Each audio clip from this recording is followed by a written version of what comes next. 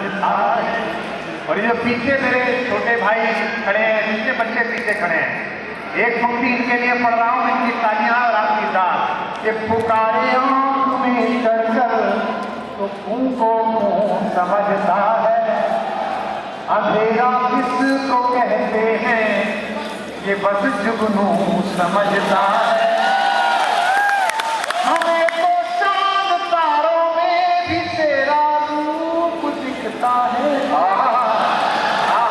हमें तो चांद तारों में भी तेरा मोहब्बत से नुमाइश को अदाएं तू समझता है।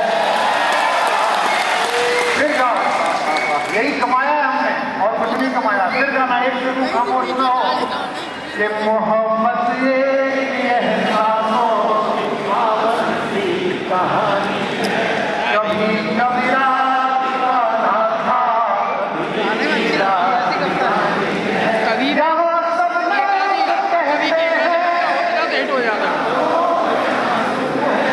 अभी तक जितनी ताली कार्यक्रम ने नहीं देखी, इस नुमाइश ने नहीं देखी, अगली पंक्ति खत्म होने पर उतनी बननी चाहिए। यहाँ सब लोग कहते हैं, जो तू समझे तो होती है, जो ना समझे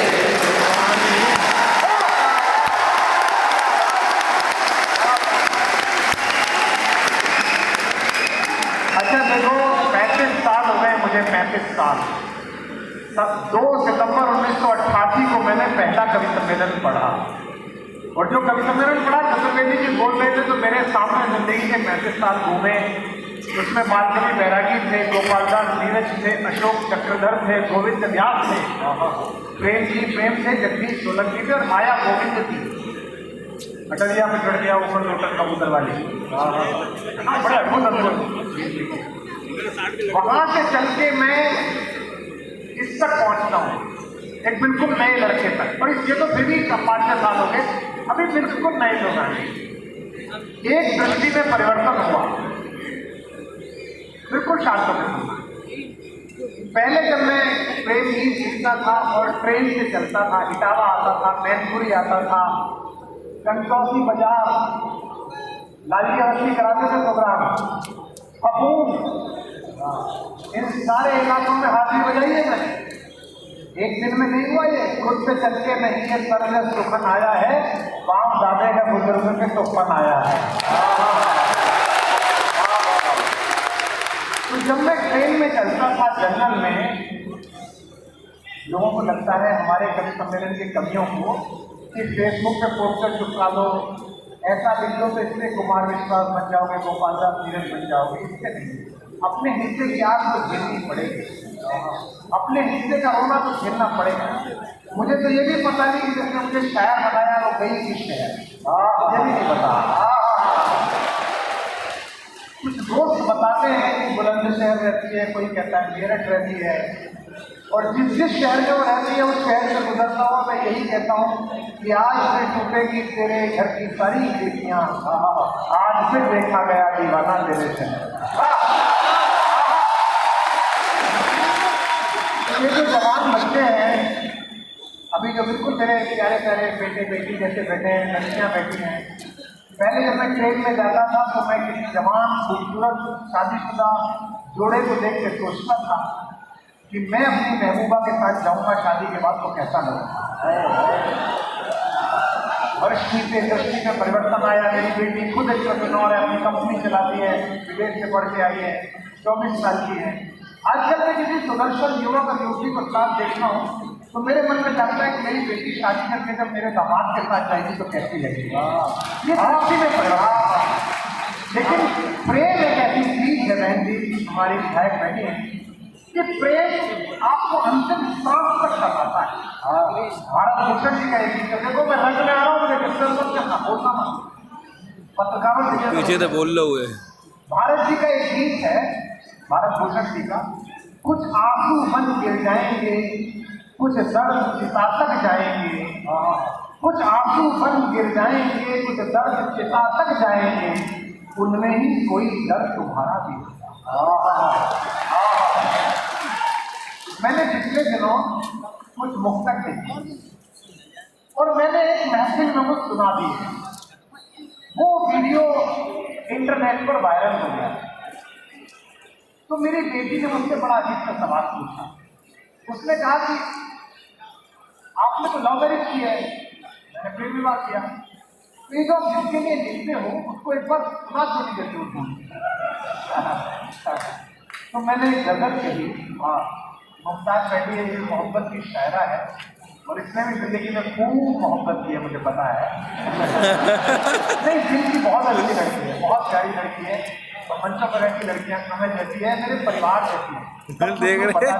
और मैं भी इसके लिए अभिभावक जैसा ही हूँ।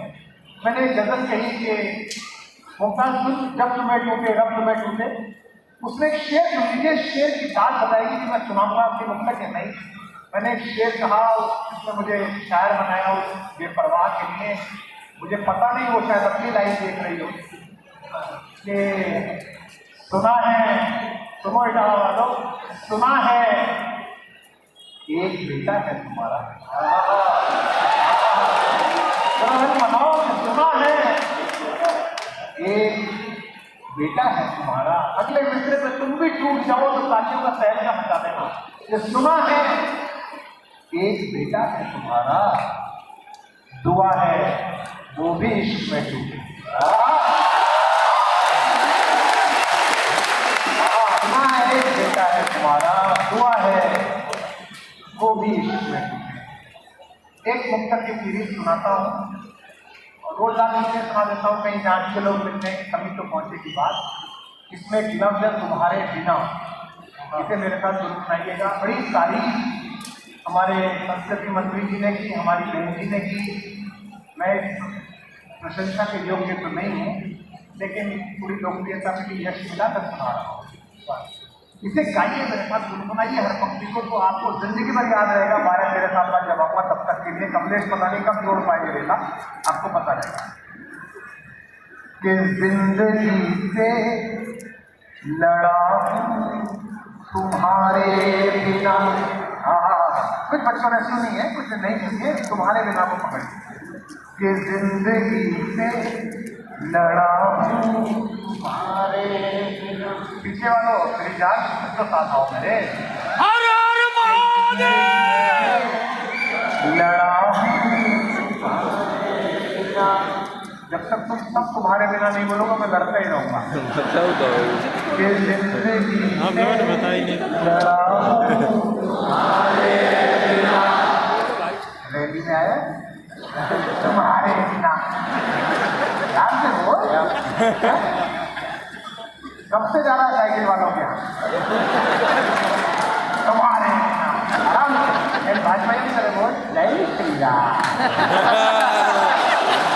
जिंदगी से लड़ा हूँ तुम्हारे बिना, हाशिए पर पड़ा हूँ तुम्हारे बिना, हाशिए पर पड़ा हूँ तुम्हारे बिना। ये दो पंक्ति जो इश्क में इन दिनों होंगे उनकी आंख में आंसू खींच लाएगी तो मेरा लिखना सार्थक हो गया। मैं इसे पढ़ नहीं पाता, अक्सर गला रुलता है, इस बार थोड़ा मुझे संभाल लीजिएगा। के हाशिए पर पड़ा तुम्हारे बिना, तुम गई छोड़ कर जिस जगह तुम गई छोड़ कर जिस जगह पर मैं वहीं पर खड़ा हूँ तुम्हारे बिना।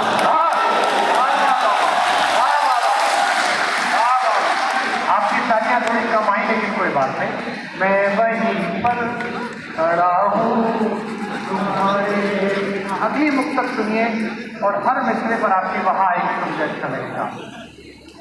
एक इतनी शोहरत निकलेना तुम्हारे बिना, जिसकी बहुत चर्चा होती है। कपिल के शो में जाओ तो वो कपिल भी छेड़ता है, इंडियन आइडल में जाओ तो वो भी छेड़ते हैं। इंडिया टुडे छापती है कि 100 प्रभावशाली लोगों में 18वें नंबर पर हिंदी का कवि भी है। लेकिन मैं कितना बदनसीब हूँ, इटावा के अपने दोस्तों के बीच पढ़ रहा हूँ, आखिरी बोलना और जला दूँ। एक इतनी शोहरत में खेला कपिल शर्मा शो में जा चुके कितने तूफान खेला तुम्हारे जान बाहर करो। कितने तूफान खेला तुम्हारे बिना, कितने तूफान खेला तुम्हारे बिना। इसी पल में इसको कविता बना रहा हूँ। हर तरफ से लोग खड़े हैं, नीचे प्रशासन के हमारा छोटा भाई सब लोग खड़े हुए हैं। मैं इसी पल को कविता बना दूं तो अब तक जो तालियां मुझे सुनाई दी वो सुनाई देनी चाहिए। कितने तूफान खेला तुम्हारे बिना, वहां भी करना के भीड़ से तो फिरा मगर सच कहूं, भीड़ से तो फिरा मगर सच कहूं हूं मैं बिल्कुल अकेला।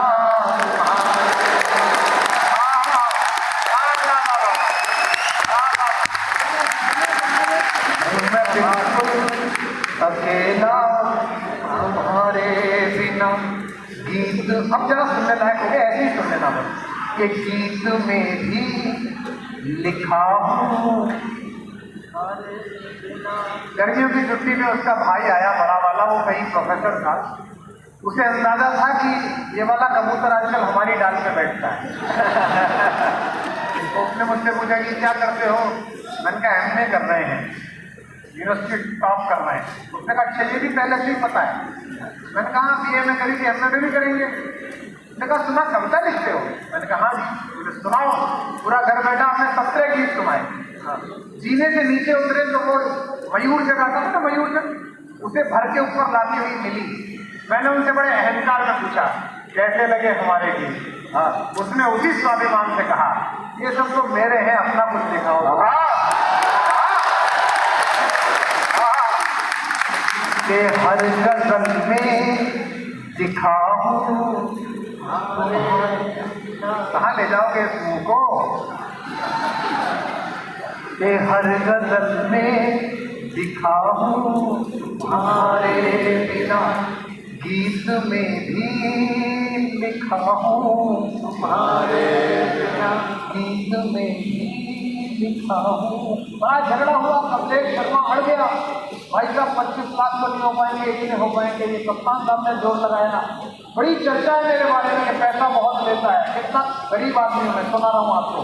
ये गीत में भी लिखा हूँ 25 लाख ले। अगली पंक्ति पर कलेक्टर और कप्तान के लिए। लोग कहते हैं महंगा सबसे मगर, लोग कहते हैं महंगा सबसे मगर, कितना सस्ता बिका हो तुम्हारे। कितना सस्ता बिका सुनिएगा।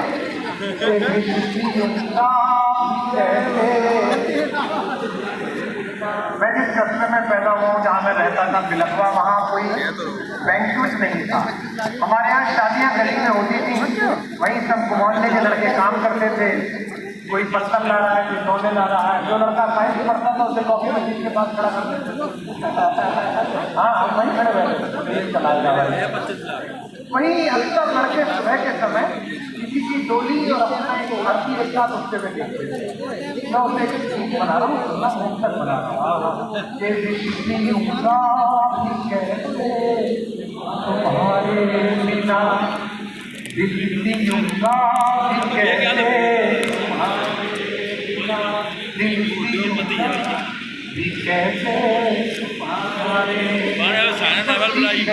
लाइन पर तो जाऊंगा। कैसे तुम्हारे बिना डोली चढ़ते ये हाय हाय हाय हाय। आशिक कब हो गए उनके इस पॉइंट के बाद? नाच से लग रहा है। डोली चढ़ते हुए ये भी सोचा नहीं मैं जीऊंगा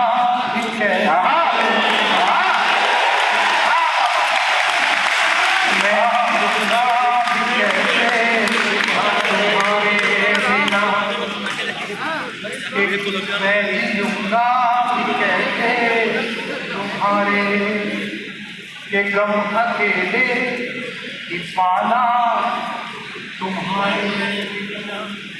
थोड़ी सी चैन पे लगती अभी भी है, मुझे लगी है मेरा मन वहाँ पहुँच गया जहाँ मुझे पहुँचाना है। थोड़ा सा दो तक कर लीजिए, फिर आप जो कह रहे हैं उसी तरह की चीज़ें सुना दूँगा, लेकिन निवेदन करता हूँ कि मैंने जीवन गंवाया। आइए मेरे साथ थोड़ा मानसिकता भंग हुई कि मैंने जीवन गंवाया।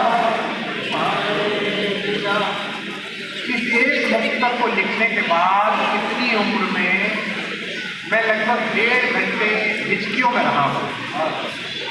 अब मैं देखना चाहता हूँ कि अब हमारी दिक्कत देखो समझदार, आप सब लोग भी जो आंखों में लिखा था उसे आंखों में बेचना पड़ता है। मैंने जीवन गंवाया। अगली लाइन से समझ जाएगा वो कविता सुना है, सब लोग बैठे हैं कि मैंने जीवन गंवाया तुम्हारे बिना, तुमने कैसे बिताया तुम्हारे बिना। हम लोग समझे, तुमने कैसे बिताया आंसू संभालो मेरे दोस्तों, तुमने कैसे बिताया तुम्हारे बिना। तुम तो सीधी लिए गैर के संग मगन, तुम तो सीधी लिए गैर के संग मगन, मैं तो पर ही न पाया।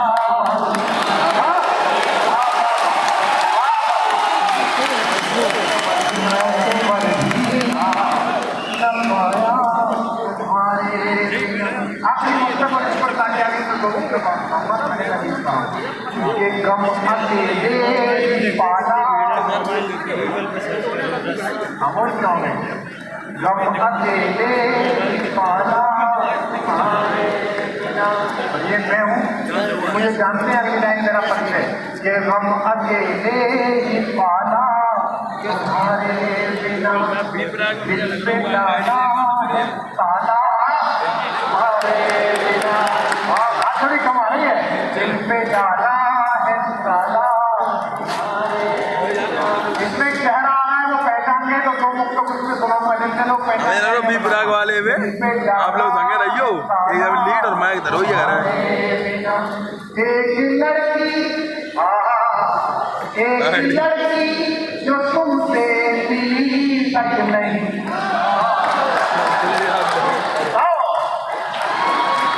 एक लड़की जो तुमसे मिली तक नहीं, मुझको उसने संभाला।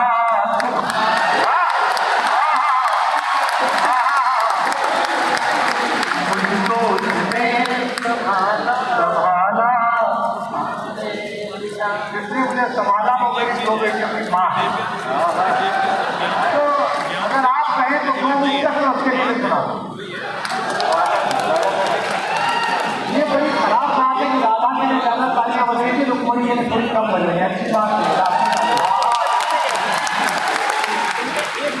तुमसे जितनी महिलाएं बैठी हैं ये समझिए कि पति उनसे कह रहे हैं, इनमें शब्द दे रहे हैं बाकी करने का।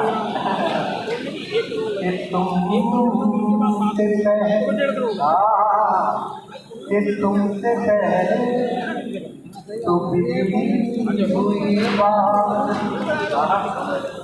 मैं अपनी पत्नी को विश्वास कुमार मिला था, अब मैं कुमार विश्वास और ये सारे पुरुषों की हालत है।